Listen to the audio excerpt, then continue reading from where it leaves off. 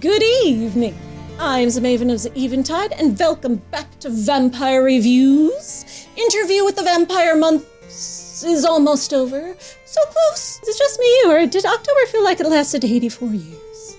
Episode 6 of this very short 7-episode season of AMC's Anne Rice's Interview with the Vampire came out streaming on AMC Plus October 30th, and will be on cable this Sunday for everyone else to watch. Yes, I am making this video for you much later than I usually do because I spent all last week in New Orleans at the Anne Rice Vampire Lestat fan club, a Vampire Ball. Not to be confused with that other Vampire Ball, which is in no way connected to Lady Anne Rice, and I only just got back home.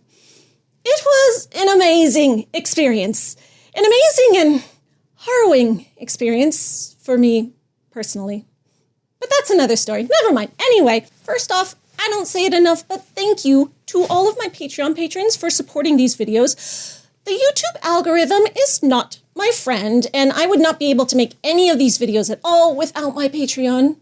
If you're not a member yet and you would like to join, please do. Patrons get to see most of my videos early before they go public on YouTube. So if you are eager for more of my vampire nonsense, come to me on Patreon. Episode 6, Like Angels Put in Hell by God. This is your reminder that we are going to be talking about all the spoilers, not just for the show, but for the books as well. I cannot break down the episode for you in the context of the source material without getting all into it. And this is also your reminder that just because things are different from the books doesn't mean I am saying it's bad. We are here to look at how those differences are executed, what those differences mean, and how they affect the vampire metaphors in this new rendition of the story for a new generation. The title, Like Angels Put in Hell by God, is a quote from the book that comes after Claudia has murdered Lestat, and she and Louis dump his body in the swamp. Spoilers, he gets better. Louis is overcome with anguish and grief for the horror of this act, murdering his companion of 70 years and the bleakness of his future. And he ends up in a church, giving confession to a priest. This scene in the book is actually pretty similar to his confession scene in episode 1 of the show. He's giving the same kind of agonized rant about how horrible he is. He tells the priest he's committed thousands of murders for 70 years, walking the streets of New Orleans like the Grim Reaper. He is not mortal, but an immortal and damned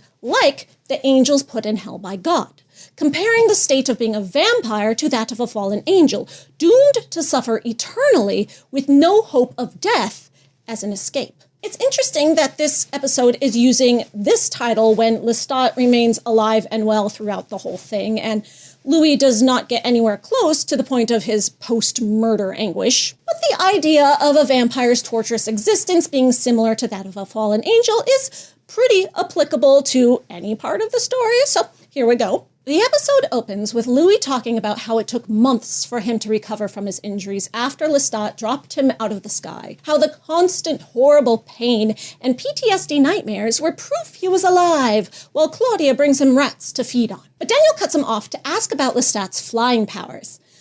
Daniel seems pretty shocked to hear that Lestat can fly, which is confusing, considering how Louis already told him about the floating naked neck biting they did in episode 1. And you know, since episode 5 came out, I've seen so many surprised reactions about this huge reveal that Lestat can fly, and I'm just like, they already showed us he could do that from day 1. Louis tells Daniel that with few exceptions, only the most ancient vampires achieve the power of flight, the cloud gift. And of course, super amazing, awesome Lestat is one of those exceptions. But why?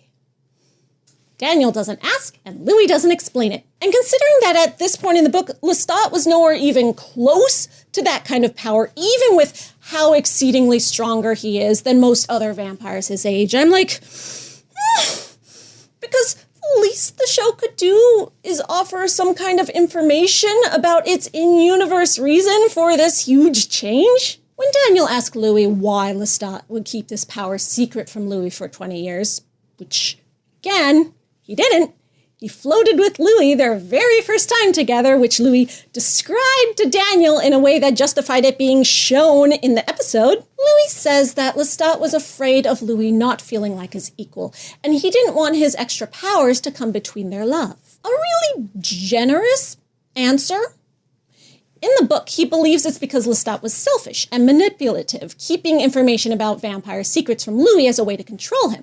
But again, they burned this book. It's in the garbage. The entire premise of this new interview is that this is the true version of Lestat now. But even so, this is not the reason Lestat explains in the later books when he tells his side of the story. He never talks about Louis as being his equal.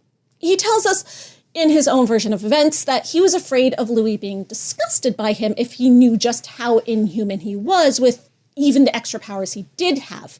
Louis was so disgusted by his own powers, Lestat didn't want Louis to think even worse of him for having more. But this Louis thinks his vampire powers are cool. It's only the killing humans thing he doesn't like. So Lestat would have no need for this insecurity. And now it's about being equals in the quiet dark. Daniel finds this answer just as flimsy, and he calls bullshit. Again, accusing Louis of being an abuse victim in denial. Just because Lestat only ever beat him once, it's still abuse. But Louis, again, argues against it. Even after all that we now know has happened, he does not consider himself abused, which he explains again in the show's effort to convince the audience that Daniel is being unfair, that we really are supposed to feel just as much sympathy and connection for this version of Lestat as we end up doing for him in these books. Louis asks if people should only be judged by their worst moments, and argues that the bigger picture of Lestat's positive attributes and their love outweigh this terrible moment, while lovely emotional music plays in the background. He says that Lestat was deserving of forgiveness. Never mind that Louis calls him undeserving later on in the very same episode. Now, in modern times, he's back to fully believing Lestat was deserving, and he pushes Daniel to believe it too, thereby also pushing the audience. And if this isn't working for you, I don't blame you.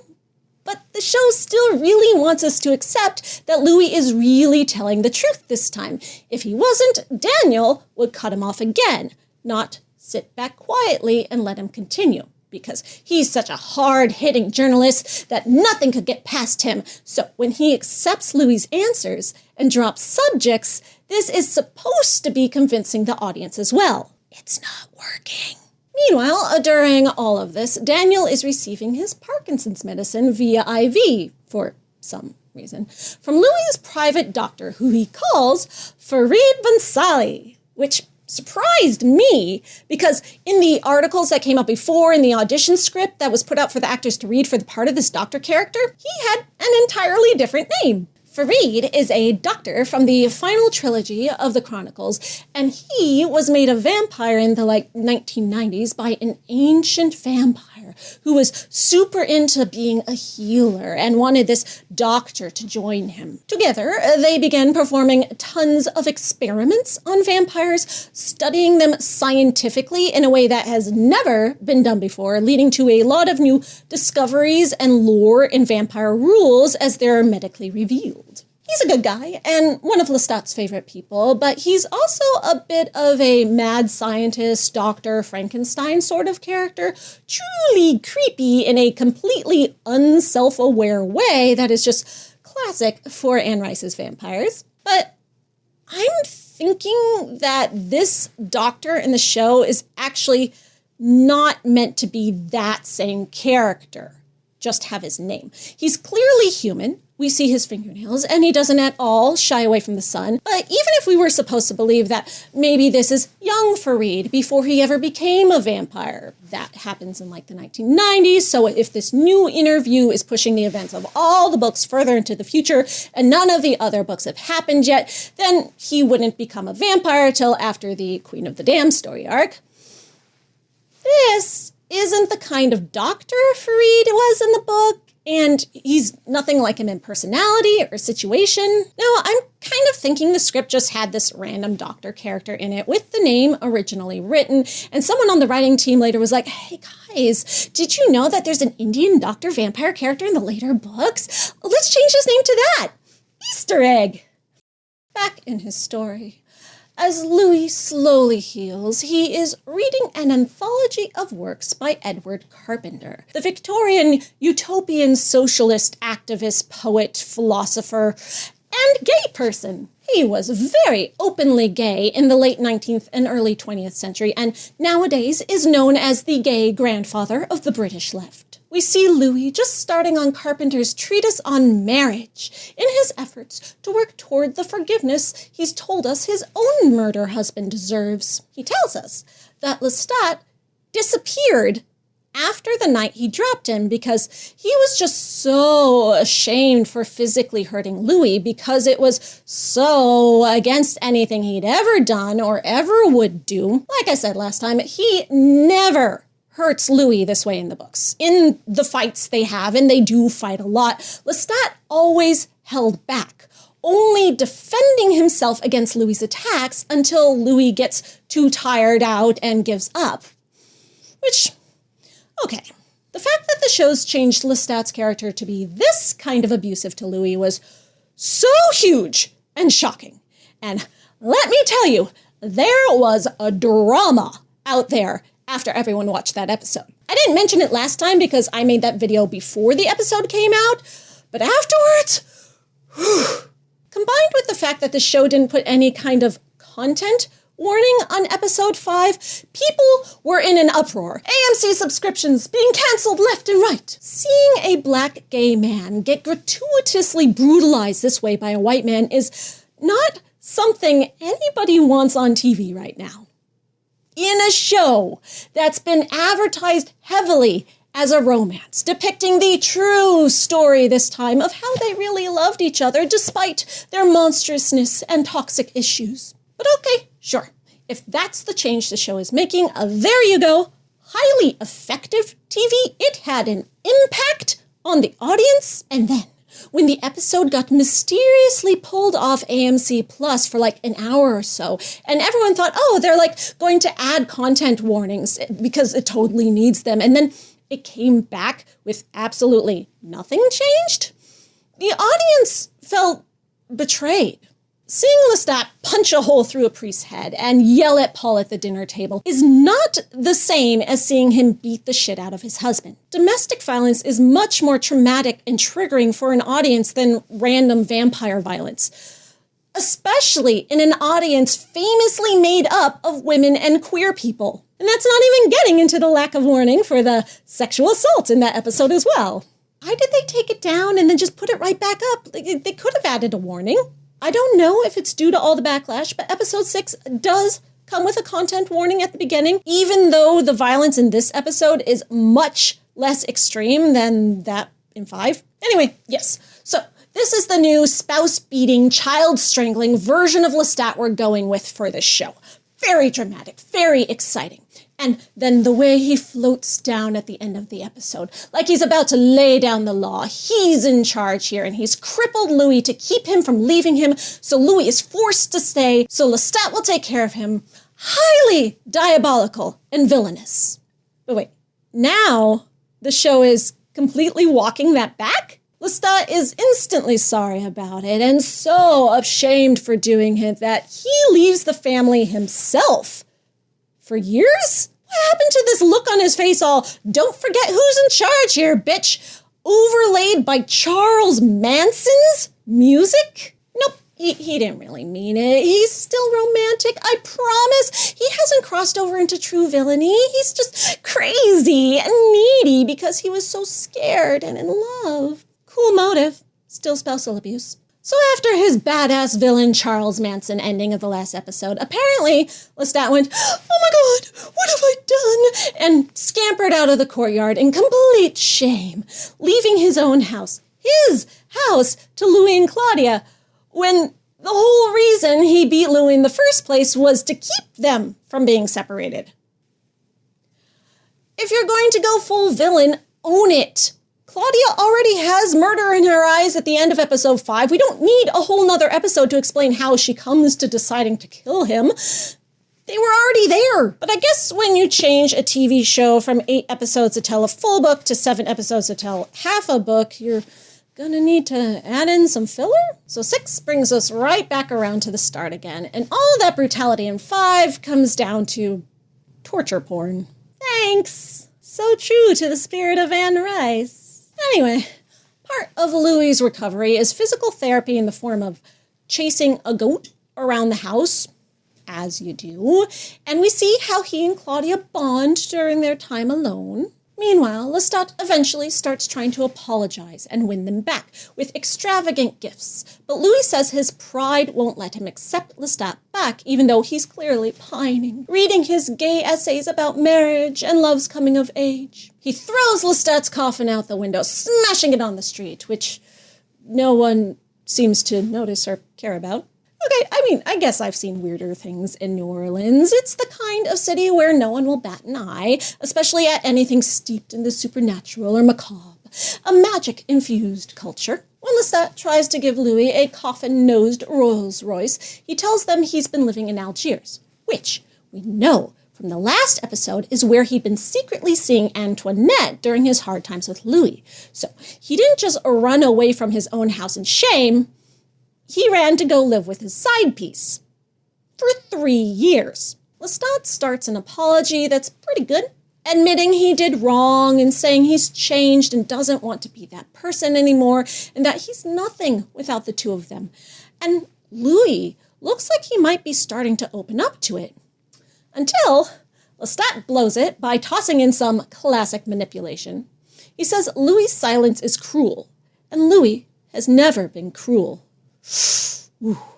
Claudia doesn't give it a chance to work, and she rejects him. And Louis tells us 3 more years pass by, and apparently Lestat goes back to Antoinette, because the gift that finally gets Louis to break his silence is a record Lestat sends of Antoinette singing a song he wrote for Louis. Although this infuriates Louis in the story, he's telling Daniel about it with this melancholic, wistful tone, speaking about Lestat with sympathy and this nostalgic pang. He plays for Daniel a record of the song that has Lestat's voice singing it, telling him it was a second version of the song that Lestat recorded years later, and Louis still has this record, along with Lestat's business card from their first meeting.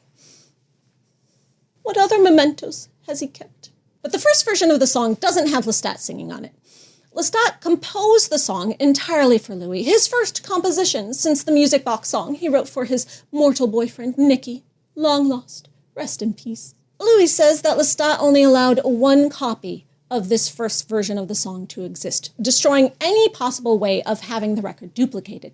That Lestat didn't like the musicians he hired, so he ended up playing all the instruments on the track himself, and the only thing that wasn't him was Antoinette as vocalist. The song is called Come to Me, and repeats that phrase over and over again, just like Lestat repeated it in episode 1, when he was luring Louis into becoming a vampire, and also into the gayness. A touching reminder of the start of their romance, how much Louis tried to resist him then, before eventually accepting the dark gift and the marriage that came with it. Louis calls it a near-perfect Valentine, but he is absolutely livid with rage that Lestat sent such a touching and personal song about their fucked-up gothic romance, sung in his mistress's voice. This is enough to get Louis to storm all the way over to Algiers by swimming across the Mississippi River and confronting Lestat in a fury, which he says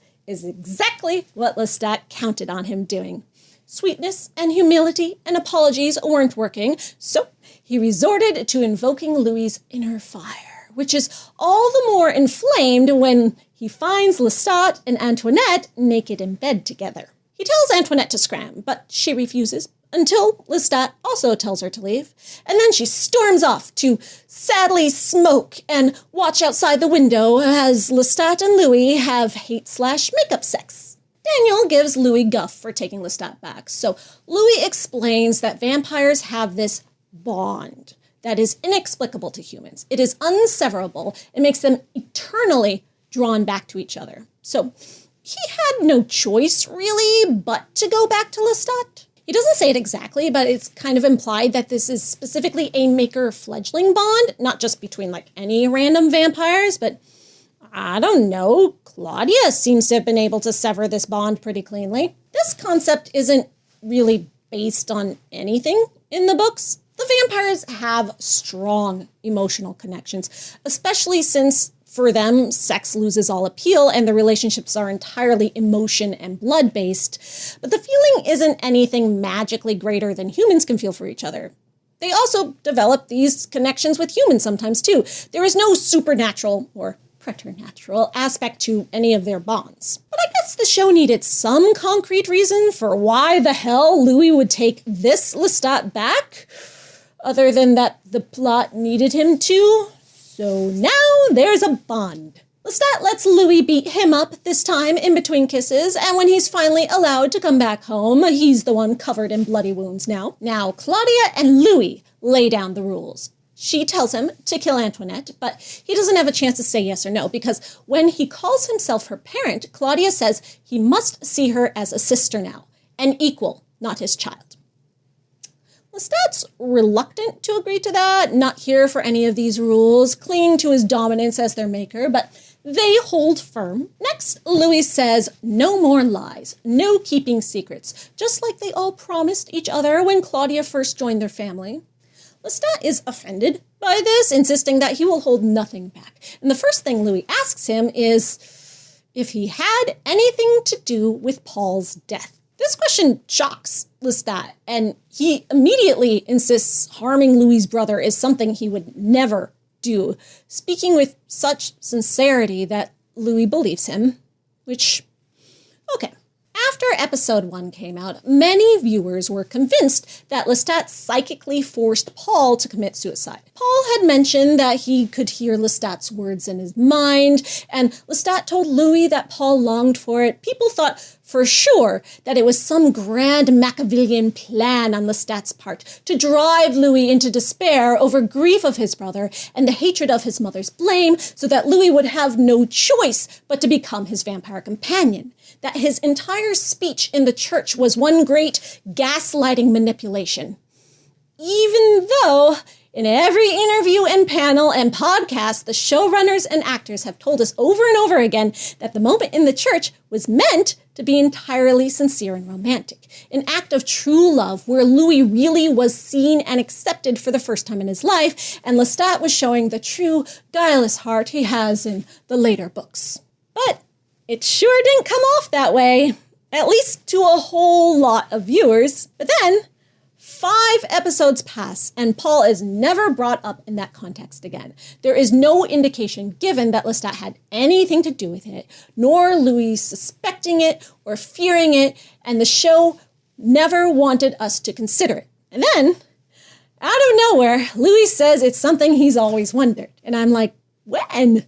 We never saw any of that wondering having any kind of impact on his relationship with Lestat. He was perfectly happy for such a long time, not even thinking about it, or if he was, not caring, not giving a hint of it. And now all of a sudden, 26 years later, it comes up. In the books, this is never something that Louis wonders, mainly because Paul dies long before Lestat enters the picture.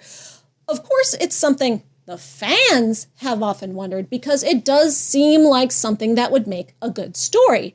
But when asked directly about it, Anne Rice was just as shocked by the question as Lestat here is, and she said absolutely not.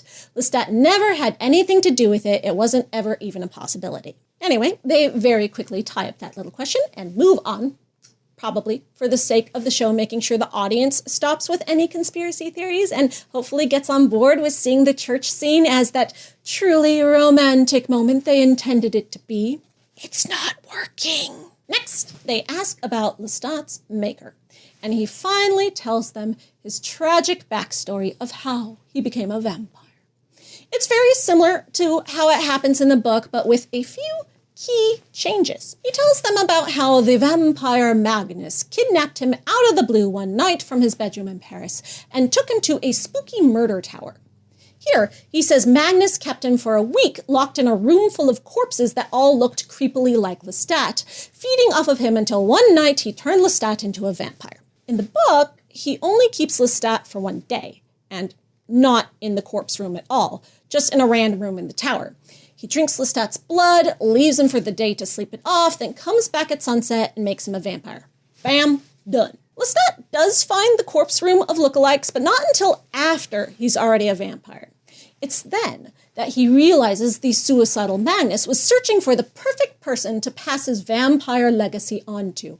And Magnus had a vision of what he wanted that person to look like and be like. But none of the other blonde-haired, blue-eyed Adonises he'd kidnapped had been worthy. Until he found Lestat, the most amazing person in the world.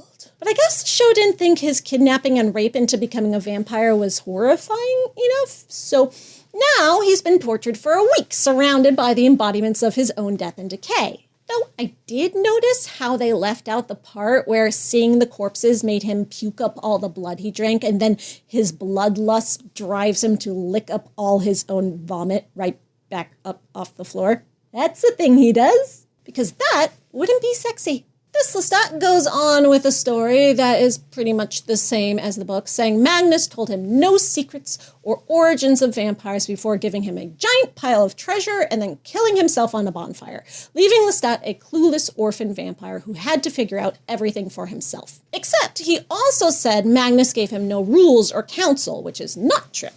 In the book, Magnus warns him against the sun and tells him to sleep in a coffin, and also tells him never to drink the blood of the dead. Lestat follows the first rule, but he breaks the dead blood rule pretty quickly and finds out that it's not so bad after all. It makes him a little queasy, but then he's just fine. Which, again, I'm wondering why the show ever made a thing about dead blood in the first place. It's not like it's ever come up again as being an actual problem. Lestat also doesn't mention anything here about the love he felt for Magnus in his final moments, only speaks of him bitterly. And then he talks about how he never wanted to be a vampire and rejected the idea of hurting people to survive. And then the only reason he gives for getting over that and somehow becoming the sadistic hater of humanity he is today is by saying he has a capacity for enduring. Well, sure. Lestat is often referred to as one of the true immortals among vampires. He has a spirit that can never stay down for long. He's like a cockroach. He always comes back. Anne Rice once called him a truly comic figure in the terms of classical comedy and tragedy, where at the end of the comedy, the hero, no matter how low he sinks, and believe me, Lestat sinks very low, often, he always comes out on top.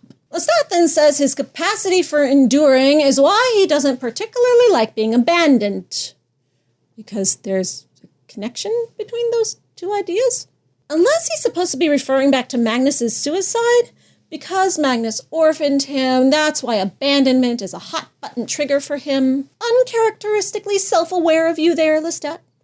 Have you been going to therapy these past 6 years? Except that's not how it's phrased in the scene at all, so I'm not really sure if that's what he really means, because the talk of his abandonment issues follows the capacity for enduring thing and his talk about being a reluctant, self-loathing vampire when he was first made, so... Again, Claudia tells Lestat to kill Antoinette, and he doesn't give her an answer. You know, you think she'd be happy for Lestat to have a side piece because it would keep him away from Louis and less attach them, but I guess she cares more about how Louis's hurt by Lestat's cheating and wants to protect him. Now that's love.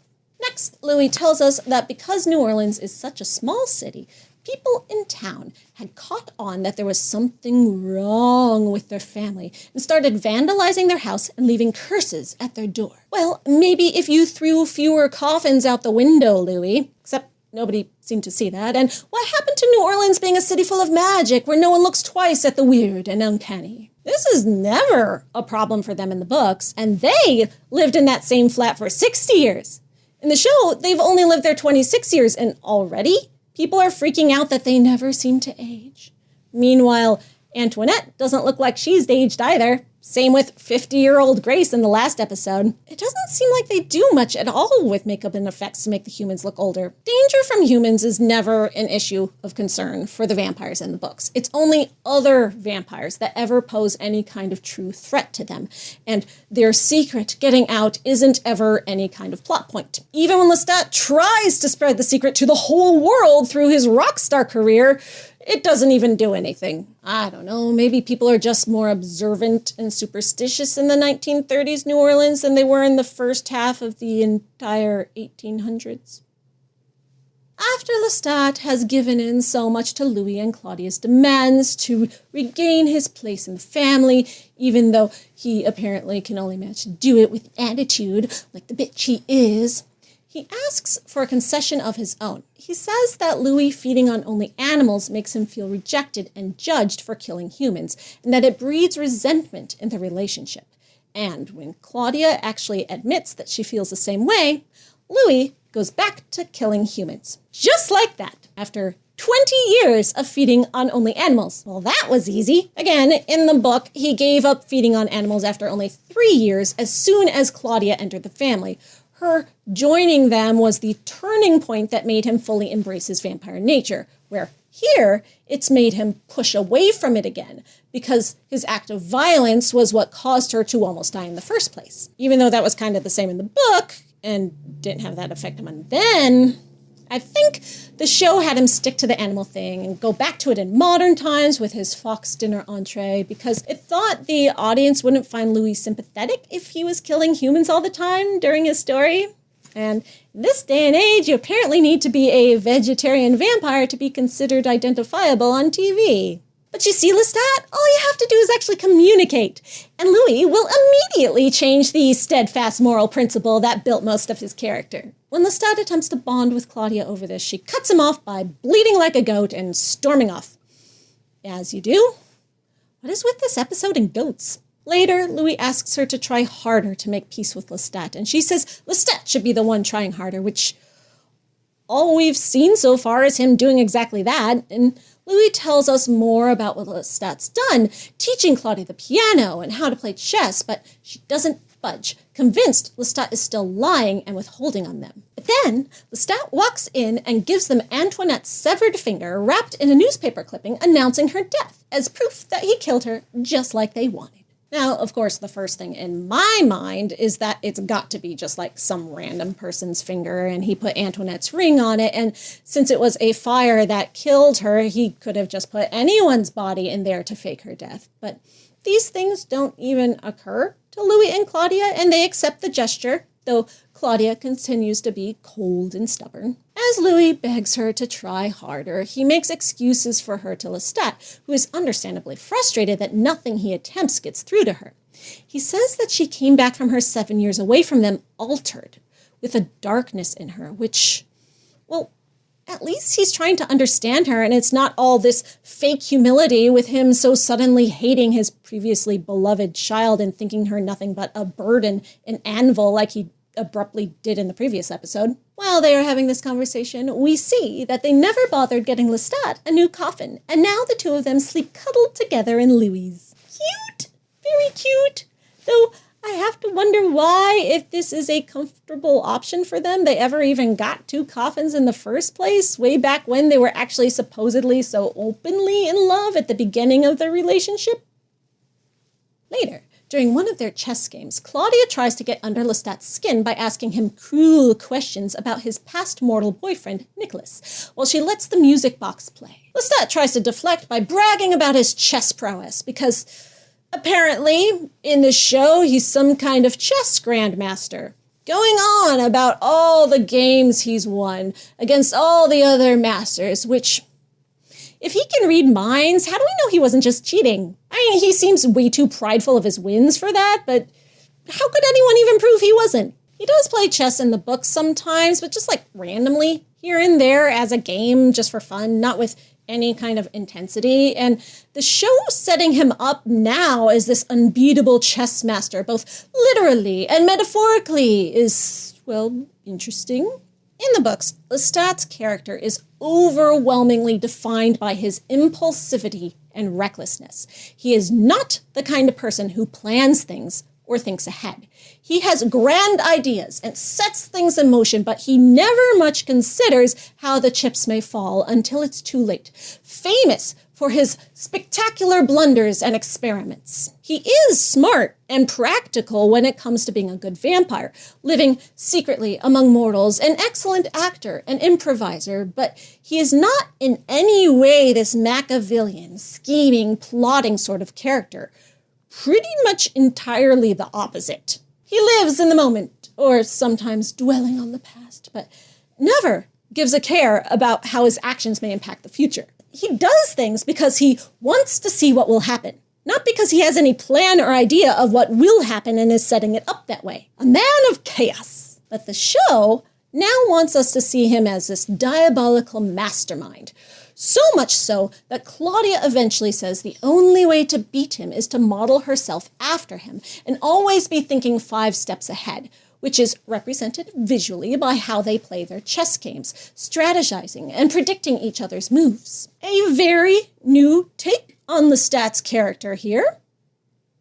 Not for Claudia, though. She was always the one capable of such scheming and strategy and manipulation, despite how alike she and Lestat really were in so many ways with how they relished being vampires.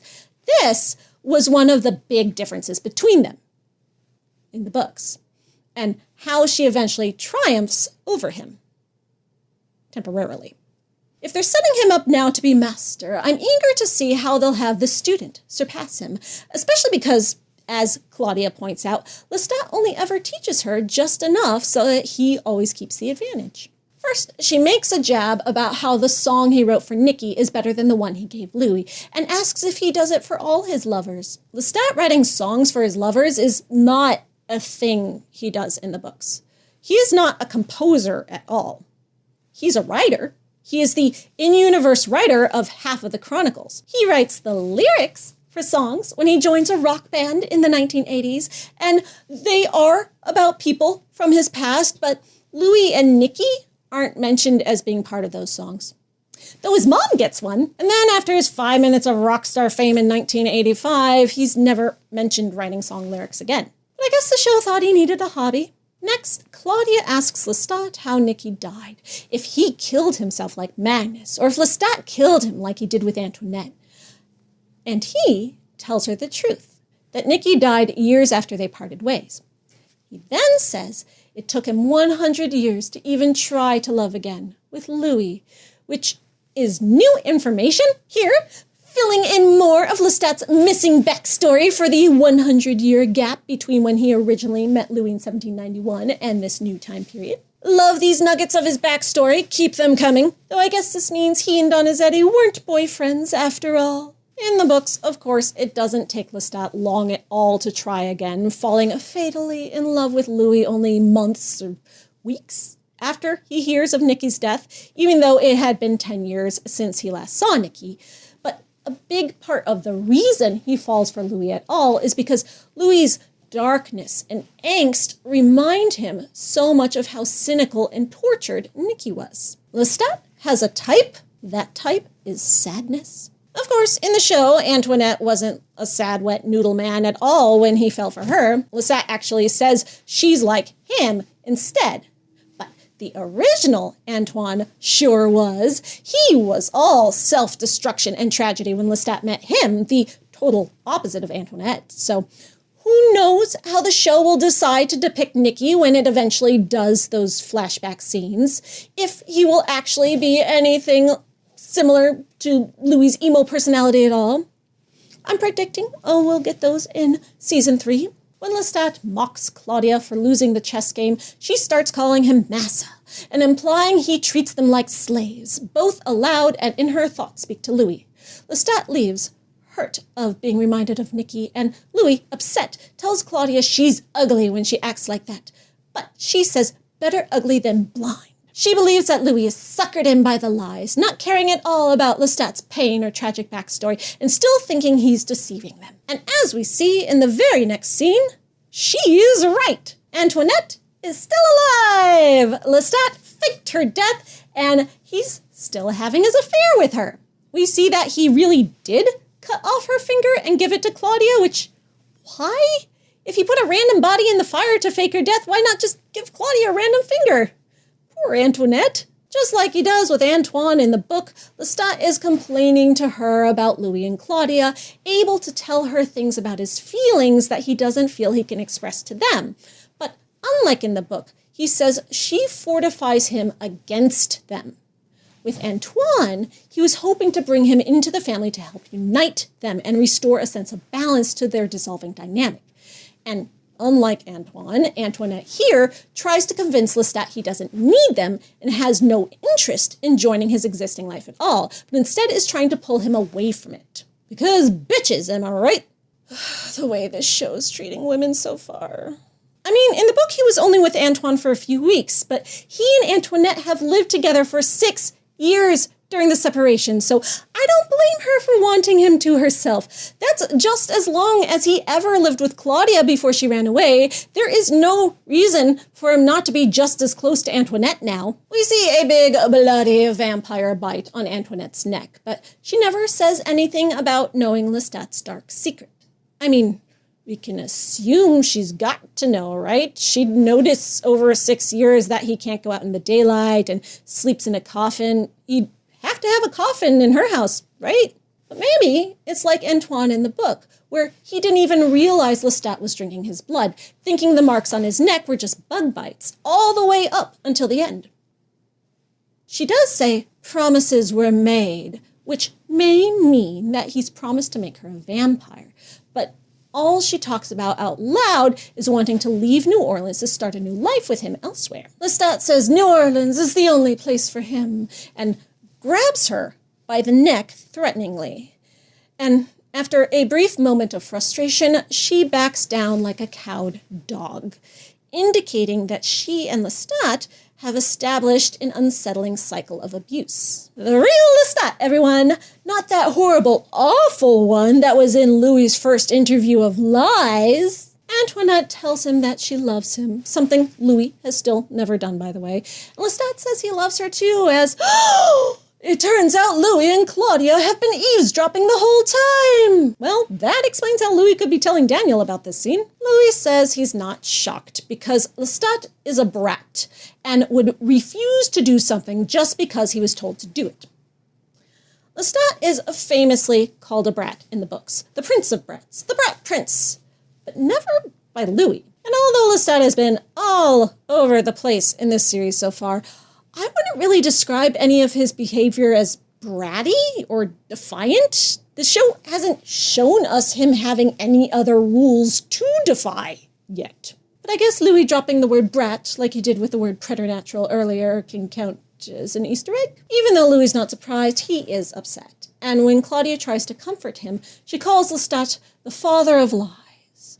Another line directly from the book where she is quoting the Bible and the description from the book of John about the devil himself. Louis says he doesn't believe Lestat actually loves Antoinette, and he thinks Lestat knows they were spying because he gets sadistic pleasure from defying them, and it's only fun if they actually know he's done it. Claudia asks why, which, girl, me too. How is this at all aligned with Lestat's current desperation to get his family back after running away from it for years because he was filled with so much shame and anguish for hurting Louis? But we don't get any kind of deep answer to what his actual underlying motivations might be, as Louis just says it's because he's fucked up. Oh, what a safe and terrible answer. The show can get away with having a character do anything with that. Louis is defeated, knowing he's too attached to Lestat to do anything but stick with him. Damn that inexplicable vampire bond we made up for the sake of having it. Claudia tries to talk him into running away with her to Europe to find other vampires, somehow now believing that they won't all be horrible like Bruce Killer was, even though that fear was what brought her home in the first place. But Louis is just disassociating now, going through the motions of having sex with Lestat, even as he's psychically giving her excuses for why he can't leave. He says being a vampire as long as Lestat has made him lose touch with his soul, making him crazier, and that he and Claudia could end up just as fucked up as him in 100 years. That vampire bond, man, it's a thing. Apparently, he just can't fight the moonlight. And Claudia's fed up with it. After 3 years of tolerating this horrible family life, she finally decides to just go to Europe on her own, and she and Louis have a tearful goodbye. Though without any blood tears, just like in the last episode, the show seemed to have forgotten that those are a thing. Why are we seeing water tears? Louis wants her to follow her dreams, but as soon as she's gone, he sinks into despair. More despair. Wanting to kill himself, just like he did after Paul died. And if we didn't get the similarities enough, the same exact music is playing over their goodbye scene as played over his last conversation with Paul.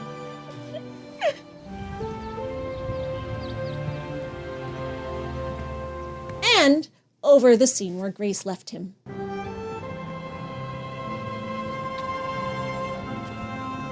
It's Louis' "I'm losing everything I care about" song. Louis breaks the story here to mention that this is the point where his and Daniel's first interview ended, when Daniel begged Louis to make him a vampire and Louis attacked him, which, wow, okay. So Daniel never even heard about how Claudia killed Lestat and their escape to Europe and the whole second half of the book with Armand and the Theater of the Vampires and everything else? Big change! Looking forward to finding out why that's important. I would guess that it has something to do with Rashid secretly being Armand, which he totally is. You can't convince me otherwise. Yes, we do finally see him in actual sunlight for the first time after 5 other episodes of him so conveniently avoiding it. But I'm not fooled. Considering vampires can be awake during the day and everything else in this version, I bet you that they have some excuse for that. But since Daniel told us in episode 1 that he didn't remember the first interview until he heard the tapes because he was so high, I didn't really think he needed to not know about Armand in order to not guess Rashid is him. Like, it's not like he'd know what he looked like really just from listening to Louis' stories, so maybe the show has Daniel's knowledge and short for some other reason. We'll see. Expecting a lot of big answers in episode 7. Louis tells Daniel that he'd give him the dark gift now if he still wanted it. But Daniel sure doesn't. Even though he's dying of Parkinson's, he has no interest in immortality and seeing his loved ones grow old and die.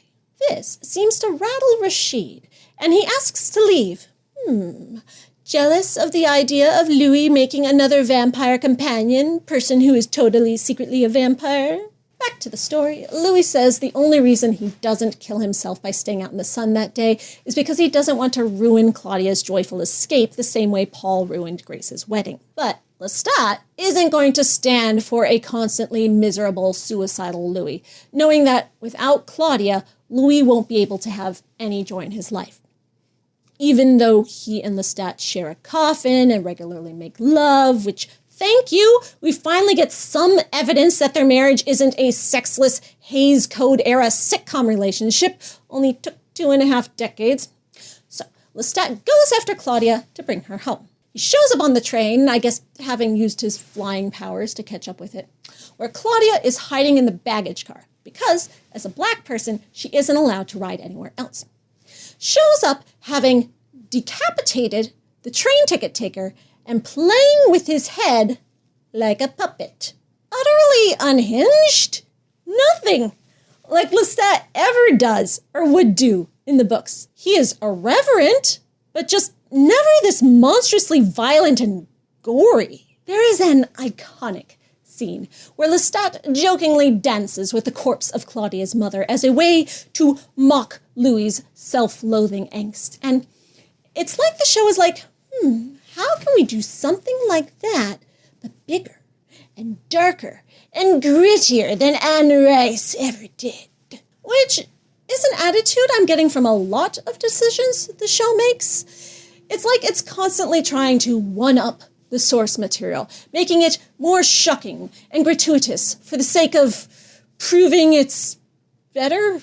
I mean, I don't know about you, but this just comes off as pretentious and disrespectful to me in light of how they repeatedly talked about Anne Rice and the books with such reverence and devotion in all the panels and interviews and behind-the-scenes specials, gushing about how much their adaptation honors her work. Honors it, but makes it more sick and twisted and shocking because her vampires weren't badass enough the way they were. Anyway, when Lestat's complaining about Claudia triggering his abandonment complex and explanation that Louis needs her isn't enough to convince her to come home, he threatens her by saying he will tell her rapist where to find her so he can come back and assault her again, and then says he'll do even worse himself.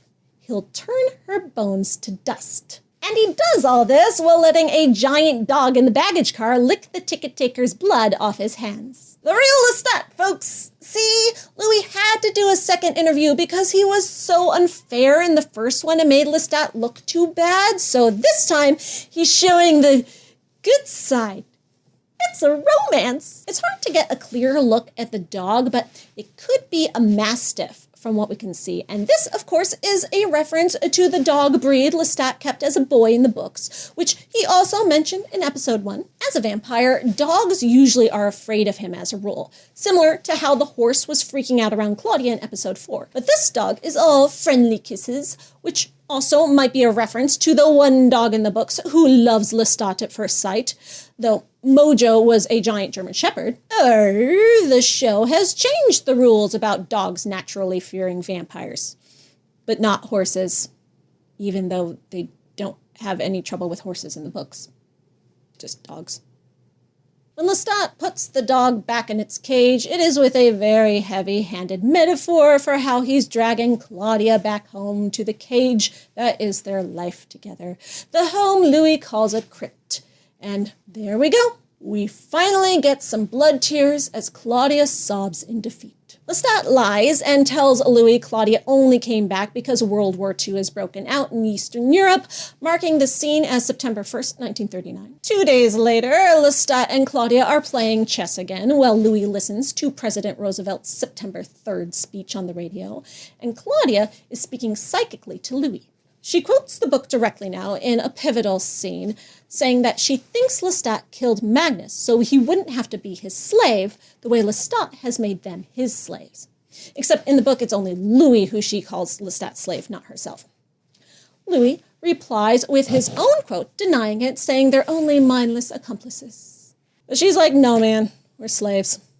And then, just like in the book, she lays out her idea to kill Lestat, saying they don't need him anymore, which, again, contradicts the bit about the whole thing they'd set up earlier about how she and Lestat were enduring each other for Louis' sake because Louis so desperately needed both of them. Guess she's over that. Louis' first fear is that Claudia will be destroyed if she tries to kill Lestat, but she feels completely confident because the whole scene is played over the chess game where Lestat is mocking her moves as bafflingly foolish until suddenly she wins the game for the first time ever, having used a strategy he never saw coming. In a total mic drop moment, she tells Louis she knows he wants to kill Lestat too, and that he will enjoy it. And then she abandons the game without making her last moves to actually win it, even though Lestat has realized it's inevitable. He is infuriated by this and throws a tantrum, while Louis tells us that she's right. He does want to kill Lestat, and he is now on board with the plan. But we don't get to find out what happens next because back in Dubai, Daniel has fallen asleep due to his medication. And here, he has a dream of the first time he met Louis in 1973 at the gay bar, where he went only to score drugs and do whatever he had to do to get them despite not being interested in men, as he explained in episode 1. The scene corroborates everything he said in that episode, and we see him unruffled by Louis' flirting, and he tells Louis about how he likes to interview people with his tape recorder. Louis says he knows why Daniel is really at the bar and offers him heroin if he comes back to his apartment. When Daniel asks if he's a narc, Louis tells him he's a vampire. And now Daniel really wants to interview him, but also get those drugs, which apparently Louis did have in his apartment for some reason, as Daniel told us previously he was high during the whole interview. Why does Louis keep hard drugs around? Daniel is willing to do what it takes to get those drugs, but he's also actually really interested in this interview. Even though this scene is not in the book starts with the following scene where they're actually already at the apartment and there's no drugs involved in the book. There are a few lines here directly from the book, such as Daniel recognizing Louis's accent as French from its sharp consonants when Louis tells him he's descended from plantation owners. Except this Louis doesn't have a French accent at all, but an American Southern one with soft consonants. I guess they had to get that line in there for that basket full of Easter eggs. But in one huge change from the book, it is revealed at the end that Louis is not at that bar alone. No, Rashid is there with him.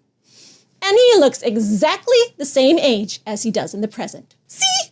I told you that dude was a vampire. Who knows how he walked past the sunbeam in that one scene earlier. Maybe he's like wearing sunblock like the vampires do in Blade. But he's a vampire, all right. And I'm all the more convinced that he is the vampire Armand. Who else would be at a bar with Louis in 1973, living with him? It's pretty out of character for Armand to be living in a shitty apartment, as Daniel calls it. Louis was living there in the book despite his enormous wealth because he was depressed and alone after having recently broken up with Armand. But when they lived together, they always did it in style. Wonder what the reason is this time. Well, we'll have to wait until Sunday and episode 7 to find out, because Daniel wakes up from the dream in shock, knowing now that Louis and Rashid have been tricking him this whole time for reasons. Cannot wait to find out what those reasons are, too. Why would Armand pretend to be Louis' human servant? The biggest mystery of the whole season, as far as I'm concerned. These wacky vampires and the things they endure. Endurance is a bit of a repeated theme in this episode. But I have a capacity for enduring. I'm enduring. And so I endured my way home. We endure each other for Louis' happiness. You threaten a life which will endure to the end of the world. I am done enduring. The vampire here is now a state of endurance. Despite the torture existence can be, their nature gives them a capacity for enduring it. A blessing? Or a curse? At this point, for Louis' vampire journey, it seems mostly a curse. Like angels put in hell by God, they will endure in torment forever. Death will never be an escape from their eternal suffering like it is for humans. And this would be really moving. But the idea is undercut rather broadly by the bit at the end of the episode with Claudia's sudden new determination to kill Lestat. She says she will endure no longer. But really, it's going to be Lestat who's the one who's going to stop enduring here. Same goes for Louis' talk about how easy suicide would be, and the story of Magnus's suicide earlier in the episode. If death is such a viable option after all that Claudia's so confident she can deliver it, then the whole curse of endurance thing doesn't have to be. The vampire is no different from the state of humanity. That undeniable, unbreakable vampire bond they made such a point to establish can be broken after all, because now the plot needs it to be. I see what they were going for literarily here, but because they're still trying to develop these new themes while continually having to circle back to the source material's plot, it again all gets muddled. And this was one of the most muddled episodes we've seen so far. It's not working. But I can say it certainly leaves me on the edge of my seat to see how it will all go down in the season finale, and how all these things will be explained.